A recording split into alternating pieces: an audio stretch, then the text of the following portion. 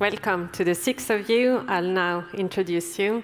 It's probably easier for you to see faces when I say who these people are. These very important people. Rosa Menendez, you're the president of the Spanish National Council for Research, CSIC. Next to you, Urs Tiepler, the former president of the German Conference of the German Rectors Conference and an advocate for open science and open access. Next to you, Yaping Zhang, you're the vice president of the Chinese Academy of Sciences. Sitting on your left side, Sylvie Rousset, Madame Open Science at the CNRS, right? Or director at the CNRS Scientific and Technical Information Department. Next to you, Shekhar Mande, you are the Director General of the Indian Council of Scientific and Industrial Research. And finally, Claire Giry, Interim Vice CEO. I have to excuse the seventh speaker, the Rector of University of Chile, Ennio Vivaldi, who would have very much liked to be here today, but unfortunately, due to the exceptional circumstances in Chile, he was unable to come to Paris. But he did send a short message that I will read out now. First of all, there is a representative of University of Chile in the room, Professor Servet Martinez. Thank you for joining us. And the rector says, "It is impossible for me as rector to leave my country at this difficult, perhaps dangerous, hopefully promising days. CNRS has been a fundamental pillar for science and education. I believe those are the two key issues for understanding the causes and for visualizing solutions for our crisis here in Chile. The contribution of public education to social cohesion should never be neglected, as was the case here. At the same time, science and innovation must be encouraged as the only means to change the productive matrix of our country, a requisite for sustainable progress." I trust you will have a fruitful meeting in your Vivaldi. So this is done. Now, welcome again to the 6 of you. There seems to be a consensus across the world about the necessity to transition toward a 100% open access system. Reality is we're not there yet. So here, in the next hour, we're going to try to understand what are the main obstacles towards this transition and what is needed to accelerate the shift. So can we start just by a very simple question?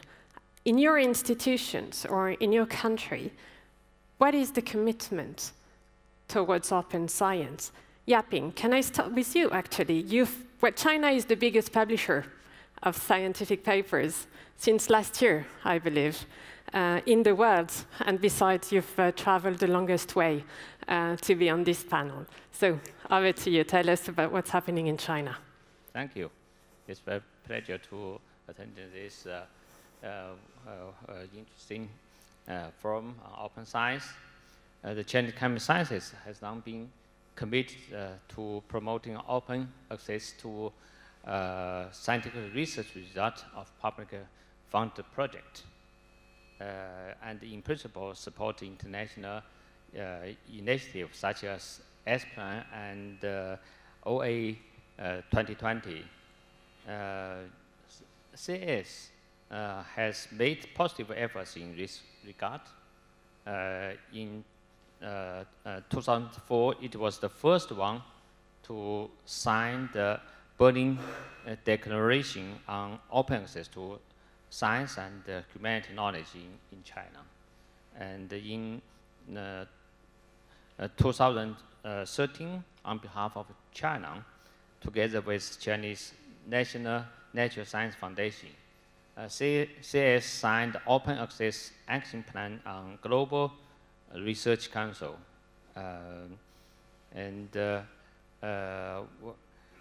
we also have established the world's largest open access institutional knowledge-based network. And we're also making efforts to promote open data, but it's more complex issue than open access to publications. But I will talk to this later. Indeed. Thank you. The second person who've traveled the longest way is probably you, Shekhar. Do you want to give us an overview of what's going on in India? Thank you. It's a great pleasure to be here. I would like to start on a personal note. My father had a CNRS fellowship between November 1953 and April 1958, and he turned 94 10 days ago. So I bring greetings from my father, all the entire scientific community from India, to CNRS on the 80th anniversary. I would like to start my arguments with Paul Samuelson's 1954 work on what are public goods and what are the private goods. And clearly, we consider scientific knowledge as a public good. And if knowledge is public good, nobody can claim ownership on it. Now, when we started our arguments in India a few years ago, we were confronted with a bizarre situation, and all of you are aware of that. A researcher gets an idea. In all likelihood, state funds it. The infrastructure is provided by the university, which could be state or a national laboratory. The researcher submits the idea or the work to a journal in which it is reviewed by people without accepting any money or honorarium. And at the end of it, the copyright is transferred to a journal. I think that's a bizarre situation that all of us live within. And that must be changed.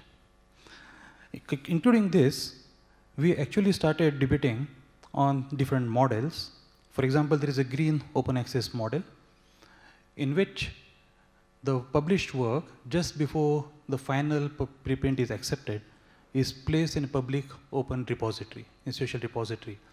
And that's the model that is being promoted at this moment in India by all the funding agencies, that the accepted paper is deposited in an institutional repository, and that paper is available to all around the world. There's also another model that was debated as the gold open access model, in which author pays the charge and ensures that it is available to researchers around the world. But we haven't come to a conclusion on that model as yet. Our budgets are very high. Considering the size of India, we published about 170,000 papers last year. Our budget on subscription of journals are of the order of about $200 million, and which are exceptionally high for a country like India, which is still finding it difficult to spend more on science and technology. So we think that the green open access model at the moment would work well, but these models are still evolving, and we'll be very happy to learn from all of you what kind of models that you have and how they evolve. Thank you very much. Thank you. Who wants to go next? Rosa. The Spanish perspective. Yeah, I think it's on. Yeah. Okay. Good morning, ladies and gentlemen. Thank you very much. First, to congratulate again CNRS on his 80th birthday. To tell you that the Spanish National Research Council, we also celebrate this year our 80th anniversary. Briefly, I would like to show you the Spanish National Research Council C6 commitment with open access. We started in 2006 with the signature of the Berlin Declaration, the creation of Digital CSIC, our institutional repository in 2008, reinforced that commitment. As of today, Digital CSIC has become the most relevant repository of scientific results in the Spanish landscape. Moreover, we actively participate in several international networks, such as the Confederation of Open Access Repositories, or the OA 2020 initiative that we joined in 2016, and which objectives include promoting open access forward by fostering new scientific publishing business models.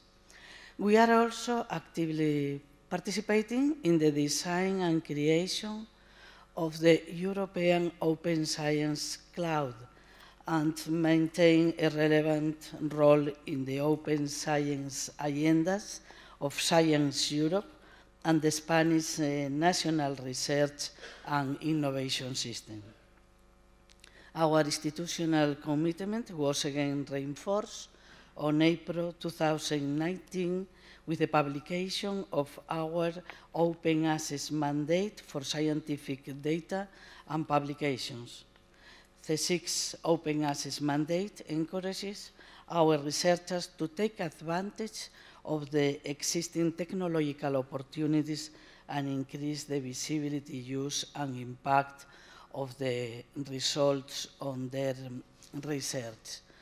We are working on a strategy to promote new models that can be supported by initiatives that complement each other and should not be seen as exclusive. The green, golden, and the red roads. So, in summary, CSIC, my institution, is fully committed with open science, and many actions are undertaken. Thank you. Horst, do you want to go next? So you have the mandate to negotiate on behalf of. It's a very big mandate, right? Let me just set the scene for Germany. Please. In 2015, the German Alliance of Science recognized that the prices for licenses for reading scientific literature in e-journals altogether went up enormously, and the German Alliance of Science said we have to stop it. And this was the time when the Max Planck Society, Helmholtz Association, Fraunhofer, and Leibniz Association, and together with the universities, the Deutsche Forschungsgemeinschaft, and the German Academy of Science, decided and gave me the mandate to negotiate with the three major publishers, Wiley, Springer Nature, and Elsevier, in order to change the situation and to start a transition for open access. Let me just have a word on open science, because open science is not very well defined, and it's a very difficult area, and it's difficult in many aspects and different fields of science. So we at the moment focus on open access to publications, and that is the idea behind this. The other things have to be discussed more into details and more field specific, because it touches many different areas of science, ownership, intellectual properties, and so on. So open access is for us very important, and at the end we arrived to unify the German scientific community in order to increase the pressure on the publishers. So the editorial boards, German editors stepped out. We did not review anymore for the big publishers in order to increase the pressure, and we have been successful. The first contract has been signed with Wiley, and at the moment we have free access to all publications in the whole e-journal portfolio of Wiley for 680 institutions in Germany. So, and on the other hand, we have to pay, of course, for open access publication. All German institutions have the right to publish in Wiley journals open access for the cost of 2,750 euros, which is not an APC. That's a transition paying for having still the right to read and to have, of course, contribution to the cost of publishing. And we are looking towards this transition that this fee may change. At the moment, we are negotiating with Springer Nature, and I hope at the end of this year we'll have a contract with Springer Nature, very similar. The situation with Elsevier is a little bit more difficult, but we are also starting to negotiate for this transition. And we are looking forward that from Germany out, all scientific electronic publications will be then open access. By when? Sorry, what is your timeline? Sorry? What is your timeline? How long do you think this transition is going to take? The contract with Wiley is for 3 years with an option of 1 more year. And the same is true for Springer Nature. They will start 1 year later with an option of 1 more year. And then we have to restart negotiating to go towards fully APCs. Very good. The French approach is slightly different, right? So who wants to come first? Claire or Sylvie? Please. Okay. Thanks. So, as it was stated by Antoine Petit, we have launched CNRS roadmap for open science. So you can find some version outside during the coffee break. And this open science policy is completely in line with the national strategy that was launched in 2018 by the French Ministry for Higher Education, Research and Innovation. And this policy, this roadmap, rely for us on 4 main objectives. So first, we want to reach 100% of publication in open access. And Antoine Petit said it will be before the end of 2020. So now we have to achieve this. I will come back to this. The second point concerns the data. It's a more complicated story, but we cannot accept anymore that a lot of data are lost in the long term because we don't store them, we are not able to reuse them, so we have to take care that all the data become fair. And the third point is we want to promote and to develop text and data mining tools because we believe this will be the new way to do research in the future. And last but not least, the question of evaluation is a central point because it's a lock very often for researchers to go much more further in open science development. And so we have started this to change the criteria inside CNRS and to promote more qualitative assessment rather than quantitative bibliometry. That's a very important point. So we'll come back to the question of this evaluation lock and the perspective of the researchers in that discussion towards open science. Claire, is INSAM fully aligned with the CNRS roadmap? Yes, thank you. Yes, I will give you a few words about the INSAM policy on open science and open access. INSAM is the French medical research performing organization for medical research and health, so maybe there are some specific issues about open science that are linked to this topic. And we have a very strong research community that is quite positive about it. Well, it doesn't mean that all the way is done, far from that, but still we have a good adhesion from our researchers. Considering the big objectives, we have signed the Berlin Declaration in 2003 and opened an institutional open access portal HAL INSERM in 2006, and today we consider that we have done half of the way, considering the objective of 100% of publications in open access. So we are around 50%, which is nice, but still not enough. I'm not sure we can stick to Antoine Petit's objective to reach 100% to the end of the year. But it's the priority of our new strategic plan that we're not just finishing these days, really. It's really one of the main objectives that we have, and we'll try to use 3 levers. First, to have the most convenient tools possible for the researchers, because of course they adhere to the objective globally, but then if it's very complex for them or not very interesting for them to go in repositories, or if it takes them a lot of time, then they won't really do it. So that's a very simple line of action and maybe basic, but I think it's one of our priorities. So it needs to be very press button thing for the researchers. Second is trying to find some incentives, of course. It's not only only speaking about tools. And for this, we use also, we copied the CNRS, by the way, considering the evaluation process. And I think it's very important to link the evaluation process and philosophy to this question of open access. And maybe the third line of action is trying to find some alternatives to promote some new, some alternatives way to publish.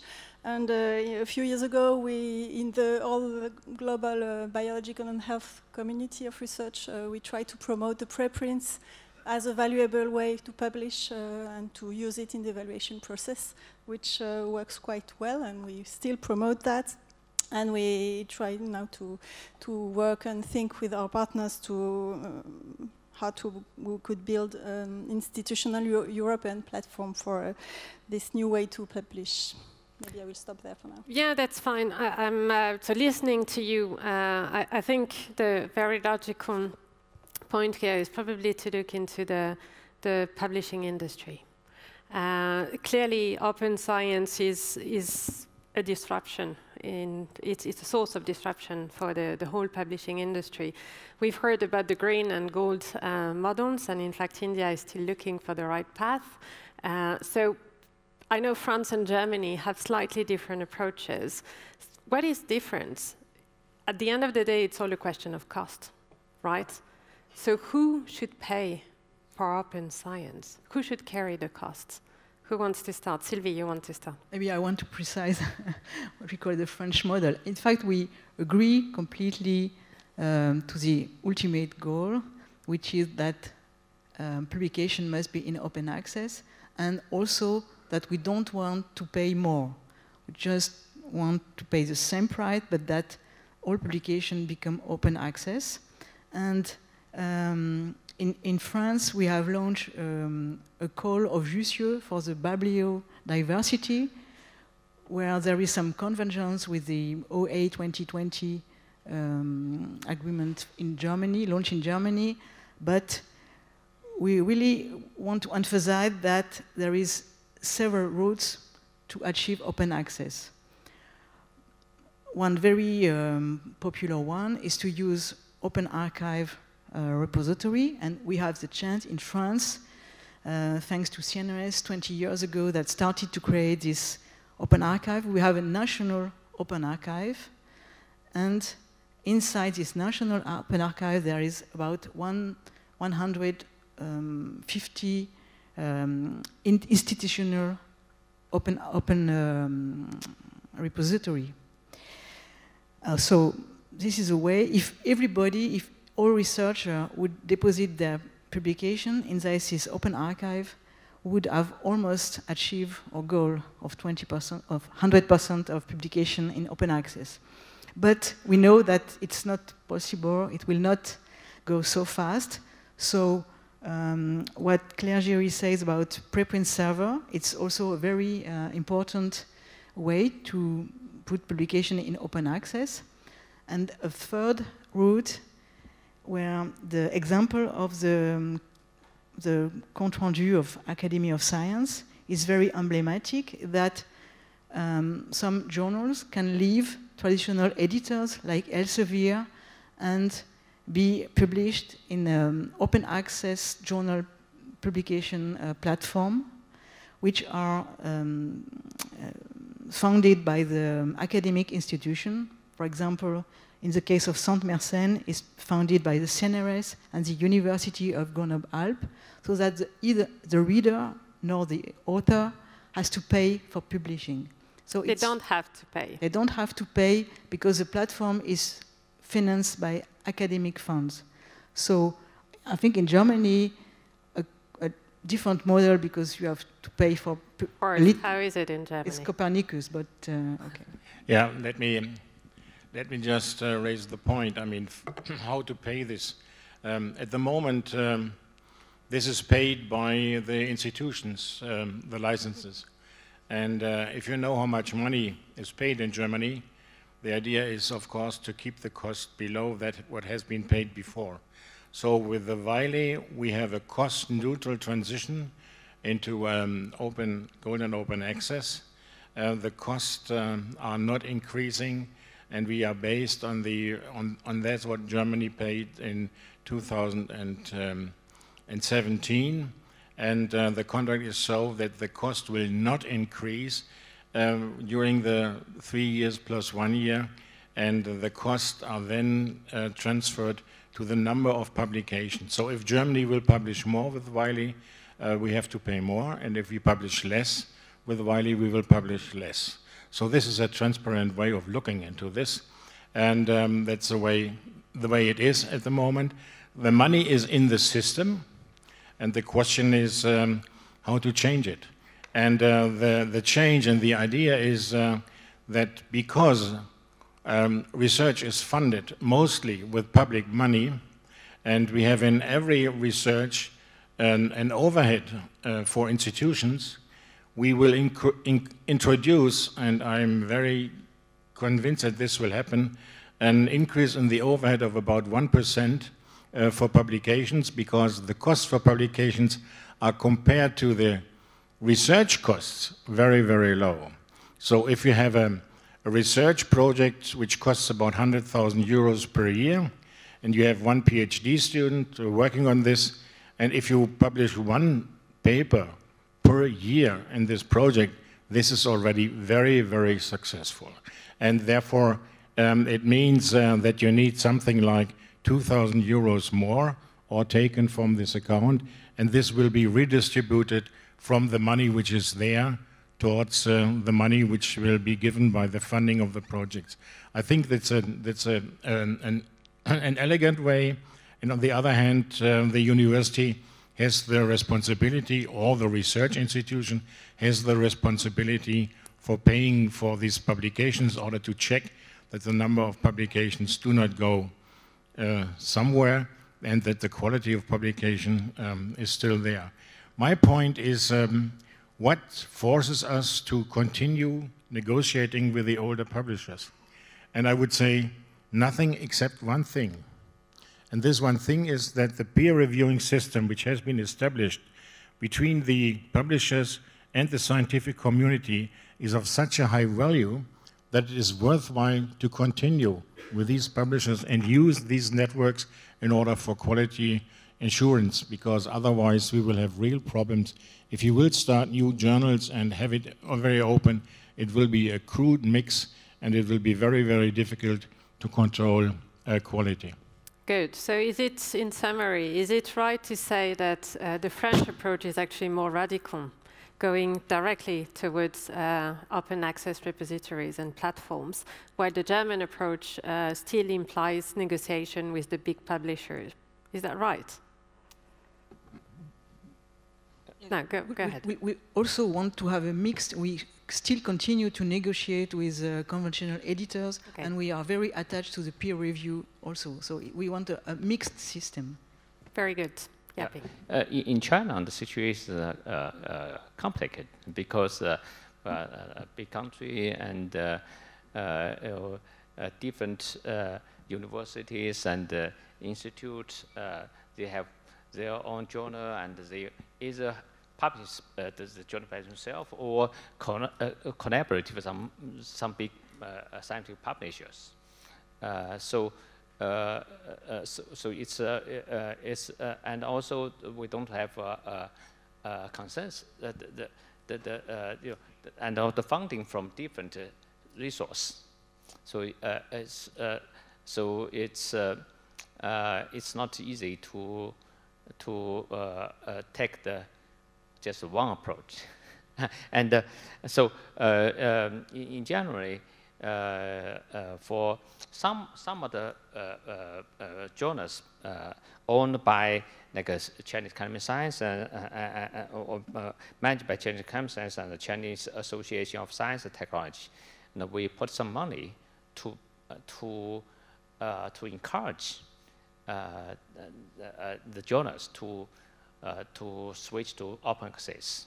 And so far, about maybe roughly around 25 to 30% of journals are open access.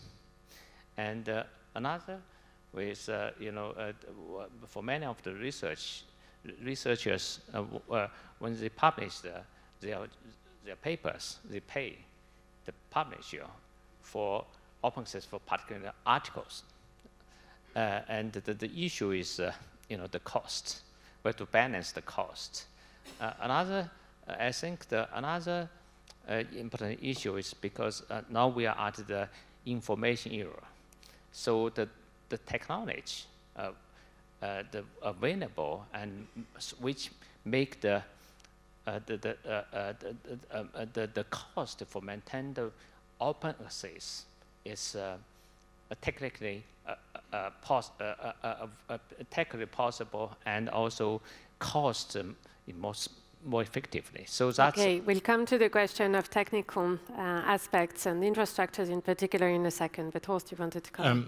I would just like to add that one thing is obvious and clear. Research is done, and in order to publish the results, if the results are not published, whether you have done the research or not is not important. So research is always linked to publication. The next question is, who ensures the quality for publication? And this, of course, is only the scientific community, nobody else. So the idea is to create networks with the scientific community in order to control the quality of publication. And how this is done depends on the scientific community and the special fields, how they will do this. If they decide to create their new own journals, that's fine. It also happened that some of the journals stepped out from the big publishers with a whole editorial board and restarted their own journals quite new, and they have been very successful immediately. However, it was very clear that the quality control of the papers which are published in this journal is done by the scientific community. And this is the only thing which is important, nothing else. Rosa. Okay, I fully agree that until now we have been dominated by the private industry and scientific institutions. Scientists need to be part of this game. It has been already in some extent mentioned. We need new open publishing platforms controlled by the academy itself, establishing new evaluation systems and incentives promoting transparency in the process of peer review. It can be difficult, but not impossible. It's just an educational matter. If we have been living with this system for years, we can start changing and looking for new evaluation systems. I think it's not so difficult as we think. It's something, to be convinced and to be involved and to see that it can be done. In our case, in Spain, the institutions... Microphone. Okay, sorry. The institutions, we pay, the whole thing. I believe that this should be shared at least with the ministry responsible for science to assume part of the cost. Okay, so this is a national perspective. Claire, please.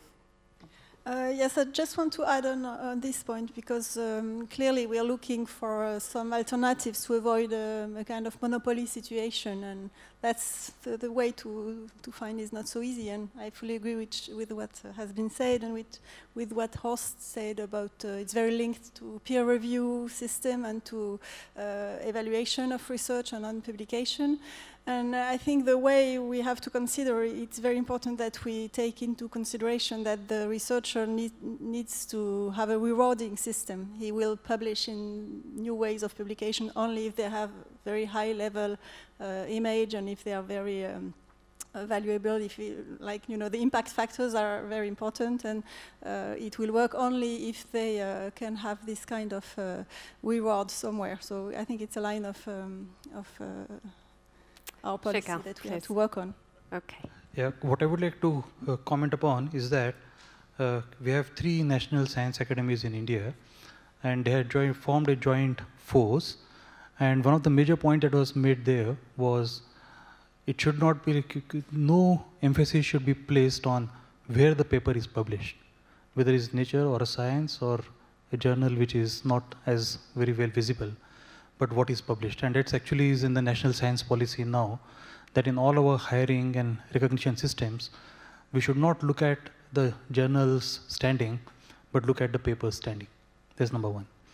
Number two, who pays is a very complicated issue, because as of now, the Indian granting agencies have not made a provision for the publication charges as a part of the research grant. And I would like to know if other countries have done that and how they have actually tackled this, that whether the grant money can be used for paying the publications. So consequently, what has happened in India is that the national laboratories or some of the well-known institutions like Indians of Technologies or Indians of Science, they are able to support publication charges through their own resources. But the state universities and colleges find it difficult to support those kind of charges. So we have kind of a strange dichotomy in who pays what. Okay, a slightly different reality. But also you wanted to come in, but can you maybe enlighten Shekhar on the use of grants to Sorry, just a comment on the impact factors. This has been introduced by the publishers, and they looked for impact factors of journals. And if you analyze how many papers are really cited often in a journal, you see these are 1, 2, or 3, and the rest are very little cited or even not cited at all. So the impact factor is created by 2 or 3 papers per journal only, and not by all the papers which are in there. Therefore, I can fully support that one has to look on the individual impact of a paper wherever it is published, and this can be done today easily. Yapping. Yeah, I just want to have a comment. This the evaluation system is important, and with the modern information technology and the new publishing models, and also it's an opportunity to explore the new model for evaluation. One, for example, is one of the journal published by Genomics Sciences, National Science Review. We have both peer review system, and also we encourage the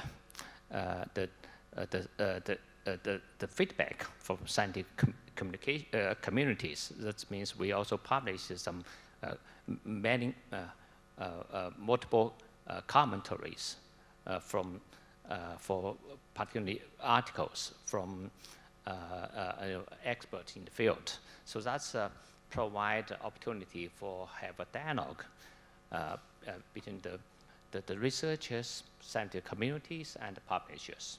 And at the meantime, we can maintain the high impact of the journals.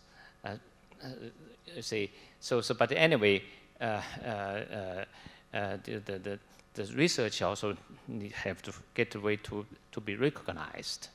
Okay. On the question of the of the peer review system, of the evaluation of the quality of the research, and the fact that researchers need to be at the center of the system, researchers themselves are still dubious. There is skepticism, not about the need to move towards open access, but on the way to move towards open access. So how do we address this skepticism? And what are you telling your researchers when they come and say, well, the evaluation is fundamental for the advancement of my career. I don't see that in a clear way in the way to implement open access as it is today. So what do you tell them? Sylvie, do you want to start on that? Yes. The CNRS has signed, like other institutions, the San Francisco DORA is a Declaration for Research Assessment. It's general good practice to change evaluation, but it needs to go much further, because good practice is fine, but now we have to go into the point, and this year we have promoted 4 principles from an evaluation that would be more qualitative and less quantitative. First, to avoid the journal impact factor, for sure, but first, really we need to evaluate the results themselves and not if they are published in a prestigious journal. Otherwise, the journal is making the evaluation instead of us. For each output cited in their assessment, the researcher has to explain what is the main discovery he has made and why, and then this has to be evaluated. All type of output have to be evaluated, not only one publication, so it's also in the DORA declaration. And finally, all the scientific production that are cited in the report must be accessible. And for the first time this year, we do not ask for an exhaustive list of publication. So this principle have been presented at the committee we have for evaluation inside CNRS, and we expect that all the committee will take on its own these criteria and will apply them. How does an open science or open access platform becomes prestigious? What do you mean? Well, you say that it was important to have the research papers published in prestigious journals, but it's a process now. It's new platforms coming out, and there aren't platforms yet for all the research disciplines. So what's the process to make them prestigious? I would just add, we have to go away from counting papers back to measuring quality. And this is not so easy done, because counting is much simpler. But there's a new responsibility within the institutions in order to measure quality of publications. And this has existed before, but at the moment it disappeared. And depends really on the fields. In different fields, in some fields it's one has a big habit of looking at journals and quality of journals or impact factors of journals. In others, we don't. And if you look in the wide spectra of scientific areas, and there are areas where scientific publications are mostly done in books and not in journals. And they also have to look into quality and not in high-ranked journals. So the point is, the scientific community has to relearn, judge quality, and not simply counting. Of course, this is much more work, and but I think it's worthwhile doing this, because otherwise we will have real problems in the future, and we will depend more and more on the publishers. And I think this is just the point. And that's what the publishers have achieved today, that we are depending on the publishers, and they are telling us how to measure this, and they are developing programs and routines how to measure the quality of a researcher. And I do not agree that we want this. We do not want an automatic control of the quality of a researcher, because they only can look back. They can look into the future. And what you want to understand what is in the future, the capability of this or that researcher, and therefore you have to judge it in a completely different way. There is a human way of judging, which is very important, which is, I think, not so easy. Shika. Yes, so I think that is a very interesting question. How do you make it more fashionable to publish in open access journals? I think the first thing as a community is our responsibility to make sure that what we consider today very high profile is actually that paradigm changes completely. So the journals which are considered very high profile, we have to move away to papers which are considered to be high profile, and not the journal which is high profile, irrespective of which journal it is published. And if we all accept collectively here that the paradigm shift is necessary, then we'll automatically start judging papers based on their impact in the field.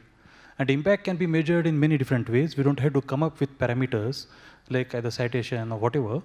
Impact can be measured by peers by saying whether the paper is an incremental advance in the knowledge, or the paper is a path-breaking idea in that particular field, or whatever. And it's peers who are the best to judge that. So the people in the field are the best people who judge it. And therefore, if all agree to remove this quote-unquote prestige to publish in the journals, I think the change will come automatically. Rosa. Okay. In general terms, I fully agree. We need a new recognition and incentive model, of course, new research indicators and metrics that include qualitative evaluation model instead quantitative, promoting also transparency for monitoring the research integrity, and promote open science skills and education, and boost citizen science. I think this needs a continuous conversation with scientists, explaining the rules from the institutions, but I am pretty sure that all of them are ready for the change, but always making sure that the system is transparent and that it reflects really the quality of the science and the full integrity of the work being done. Should we shift to another headache for researchers, the data? With the transition towards open access, it's a huge amount of data that is potentially available. So what do you think, so coming to technical aspects now, not of repository, but this question of access to data and where to store the data. What do you think are the conditions required for science to actually benefit from open data and fair data? Shagar, you want to? Yes, I think that's a very, very important point. In fact, our generation's one of the deepest philosophical questions that we have been confronted with is whom does the data belong to? And that question cannot be resolved in debates like this. So there are many different kinds of data. For example, the environmental data, the collection of data, it belongs to everyone. Any person on the planet should be able to access that and build a model in the environmental data that has been collected. But if it's a public health data, and if there are commercial interests which come out of it, who should benefit by it? And this actually is a very challenging thing to address, and we need a lot more debates on the data, its quality, the ownership of data, and who derives benefit out of the data. I think we require a good amount of deliberations and debates on this particular issue. Thank you for raising that. Claire, I think, well, the health data is particularly complicated to handle, right? So what is your view on the conditions necessary? Yes, there are some specificities for the health data because we have, of course, two big lines of action is open data, and we see all the benefits that we can take from there. And when you consider health data and personal data, of course, we also have a big expectancy on safety of this data and who can use it, which conditions, how to anonymate them, and so on. So I think there are behind that some philosophical issues and also some technical issues, but also a strong benefit for public health. So we have to find a way between those two lines to find solutions. And I think they can be conceptual and also technical there to give confidence in this use of this data. Do you have suggested solutions? Technical solutions? From a technical point of view, what is required? Technical solutions for having some secured clouds and so for being able to handle this data with imperfect conditions of safety and sovereignty for this data. Of course, I think that's one of the line of actions. But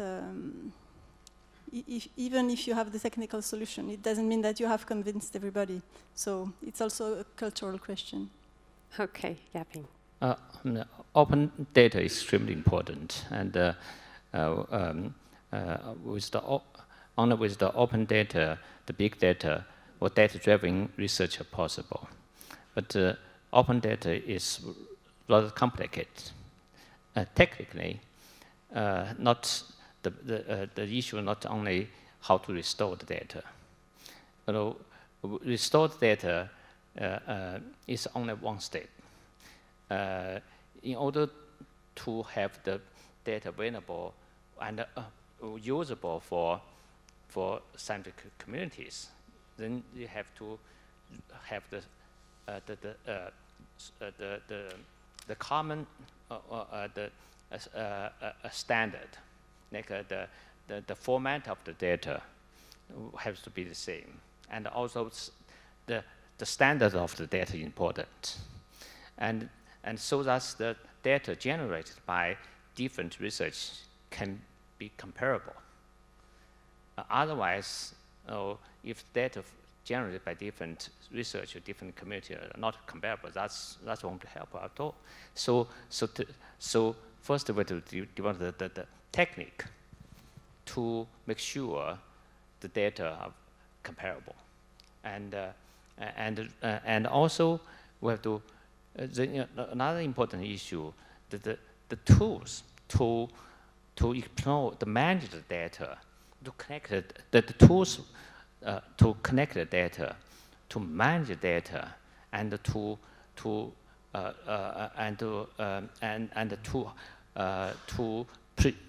represent the data, and to ignore the data is essential.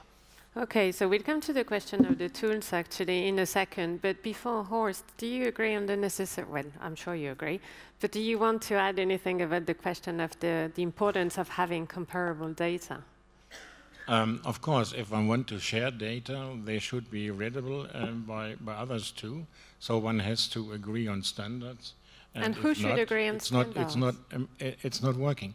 But on the other hand, I mean, there are not only in medical and life science, it's sensitive, but also in the field of engineering. For instance, if you want to set up a new company and your data are available for everybody, then you may have really problems with your startup, because if a big company can look into your data, they may be even then faster, having more manpower to develop a new product and things like this.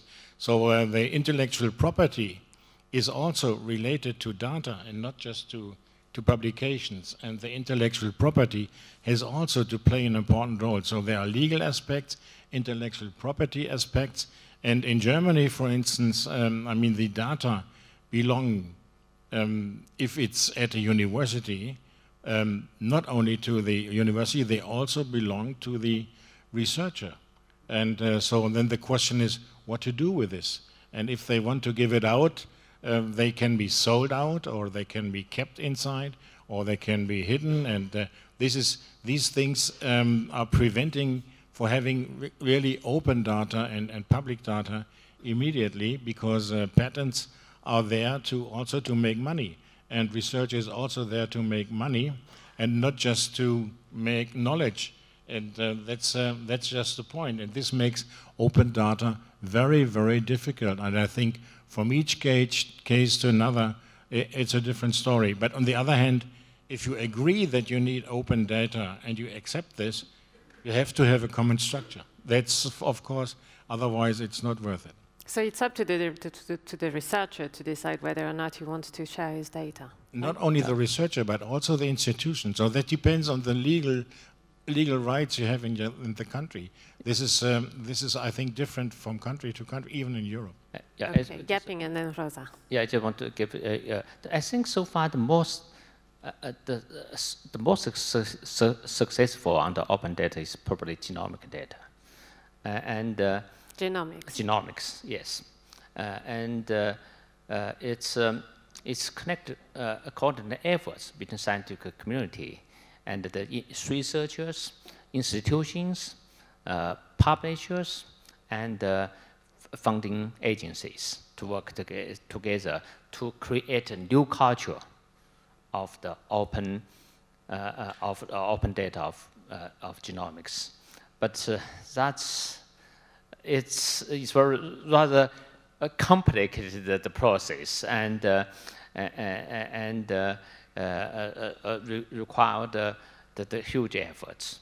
And in China, at the CS,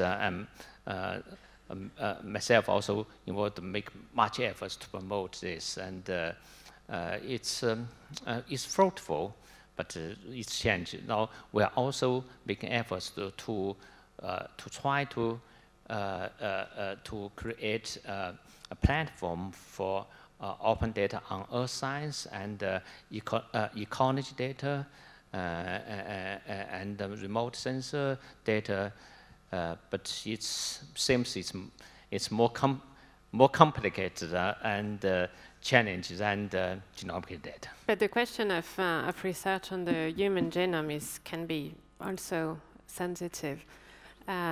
And China is pursuing quite a bit of research in the area. So is China really willing to open the data with the rest of the world in that area? Yeah, actually, the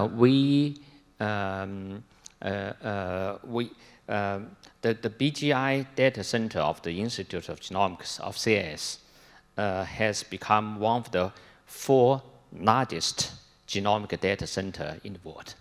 So CS has contributed a significant amount of the data, genomic data. Okay. And that's open for the entire scientific community. Very good. Rosa. I really believe that data availability is very important to control or to see the reproducibility. I see all the problems that they have been already mentioned here, but in the same way we are protecting the results. We can, with patents and other different ways, we should find a way to protect data, because I think to have data available could help a lot to improve many different branches of the science. We have an important repository, as I mentioned, and what we are looking now is to ensure, the security of this repository with very different digital preservation systems. I really defend the use of data, of course, on the very secure way, but I think they are very, very important. I insist to ensure the reproducibility of the results. Yes. Let me just give you one example where open data works very well. This is in astrophysics. In astrophysics, in particular, the European funded research is so that, first of all, the data belong to the researcher for 1 year. And he or she has the time to analyze these data and publish. But after 1 year, the data are available for the whole scientific community in astrophysics. In astrophysics, this may work, but of course, the first year is free only for the author or for the producer of the data, because he has invested the time, he has invested in the project, and of course it is right to publish a paper out of this data, but afterwards it goes for the whole scientific community. But if this will also work in other fields, I don't know. The question is, when will be the data publicly available? Immediately or later, after 1 year, 2 years, 3 years? This is just a question, and depending on the data and also on the scientific community. So open data is not so trivial as it sounds. Okay. Do you want to add a quick word, and then we move to Sylvie? Yeah. Yes. As I think the different field may have different policy, and so it's really depends on the scientific community and also funding agency and also the publishers have to work together to have develop the system and to make the open data possible, and also the evaluation system make the encourage the student the researcher to share the data. Sylvie. Yes, I also want to comment on data. We agreed that we need to have to have a cultural change for data management and sharing, and that it is very different from one discipline to another one, like to say with astronomic example. And maybe it's the time for to say the sentence that put forward by the European community, that we want open as possible, but close as necessary. So we are not saying that we want to open everything. But for data, at least there are many data provided by many researchers that are completely lost in the long term. I've been a researcher for almost 30 years, and now I think I could not reuse my own data. So I think for the researcher himself, in some discipline, it would be interesting to store and to be able to reuse or to share his data. And at least we should help the researcher who wants to provide the data linked to a publication, because then this will be useful also for check that everything is well done and correct. So I think there are many issues around data. Okay, and how do you picture the storage of the data? What are the next steps required to have in a longer term storage of the data, for instance? Well, is it per institution? Is it something that should be common to a research field? How do you envisage? We have to discuss with different communities, and in some communities it is already well organized. We have some research infrastructure which have some data policy, and then they can develop thematic repository where the researcher can put their data, and we have to also provide human resources of people that can help for what we call the curation of data. And in the end, there is what we call the long tail of data, which are all the little data, which are not big data. We are not linked to big infrastructure. And then it's a lot of laboratories, and for them, we have to discuss if they need a repository at a national level, regional level, or institutional level. And this is some question we want to address now. Okay, and it has to be addressed fairly quickly. Let me make one point clear. To store data does not help at all. It's data stored is just zeros and ones, nothing else. The most important thing is to have a software or a standard software which knows the format the data are stored with, and to make the data readable with all what's necessary in order to belong to this set of data. Otherwise, it's not helpful. So we need really standards. And these standards had to be developed internationally in the scientific community of the specific discipline. Otherwise, it will not help at all. Because the standard which is good for astrophysics, it's not good for chemistry, and it's not good for life science.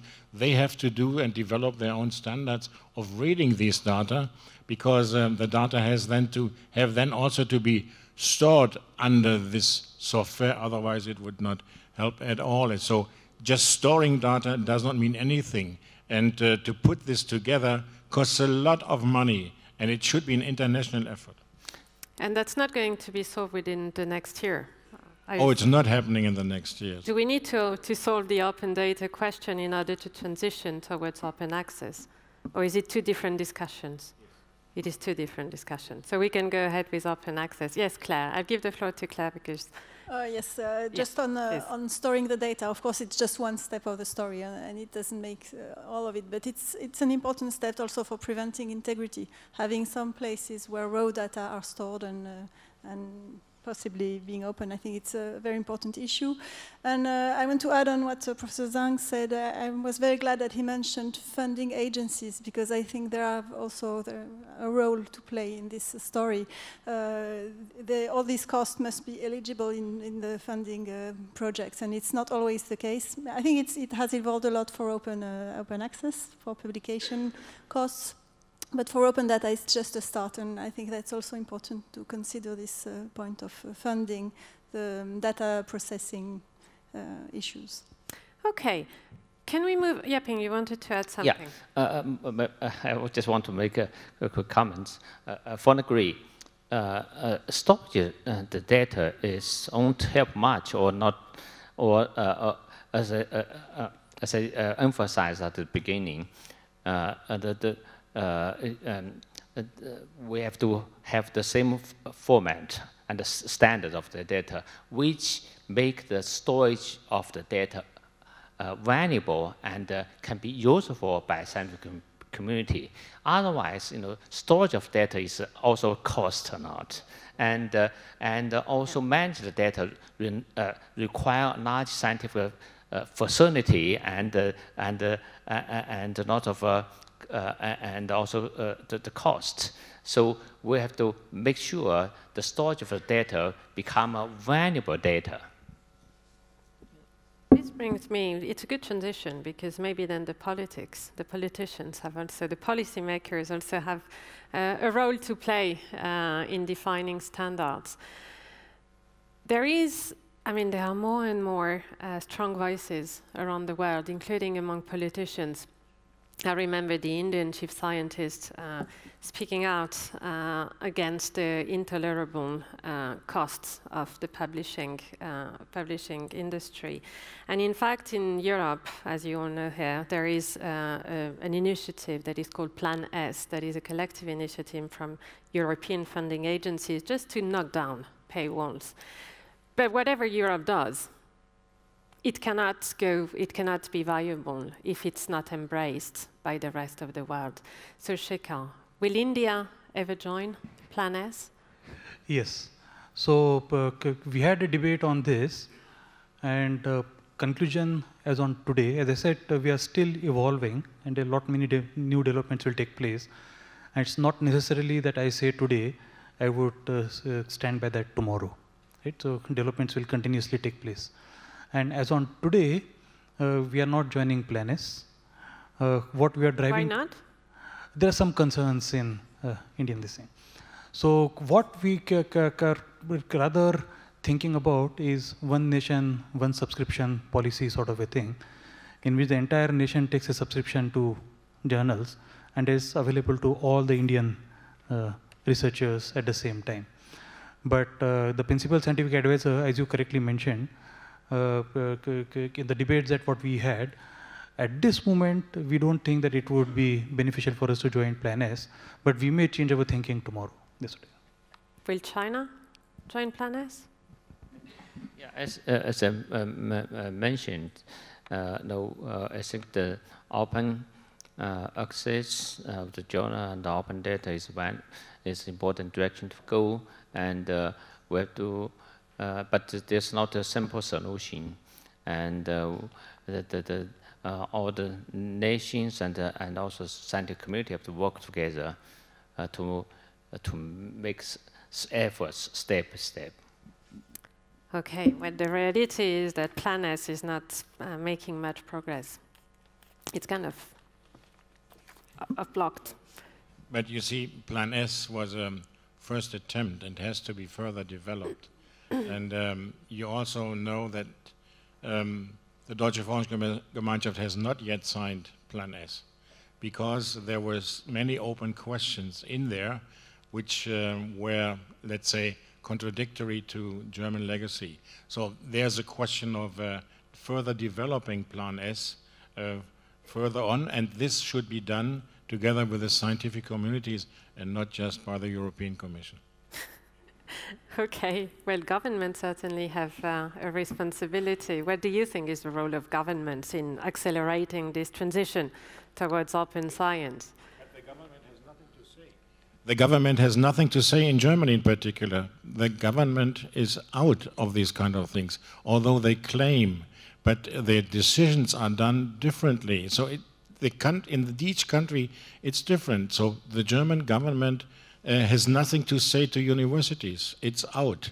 And these are each 16 states. So you have to consider the different conditions in different countries. And therefore, I think it is valuable in order to consider the progress of Plan S together with the scientific community. Rosa. Yes, briefly, you know, Plan S comes from Science Europe. And I think the Commission supports, but really comes from Science Europe. In our case, we support Plan S, but we didn't sign, just mainly because economical reasons. To see, in the case of our organization, CSIC, how we can afford phase 2, okay, from the support, budget, economical reasons mainly. Okay, Sylvie. Yes, so the French agency has signed Plan S, which is good because the goal is okay to go towards 100 publications in open access, but sometimes it is misinterpreted by researchers because immediate open access seems to encourage them to pay more and to pay double. And this, we don't want this, we want to avoid this because they want to pay for their paper to be immediately accessible, but the institution has paid already. So this system is a way to make more money for editors. And this is that we don't want. There are many routes to go to apply Plan S and to achieve open access, but not paying double. Okay, well, I think that would be the final word for this very interesting discussion. We haven't yet, we've raised all the problems with Plan S. We haven't yet come up with the solution, but I guess it will be a discussion for another time. Please join me in thanking the speakers here.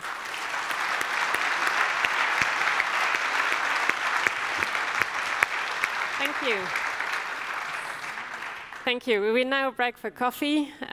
Please be back for the next session at 11:45.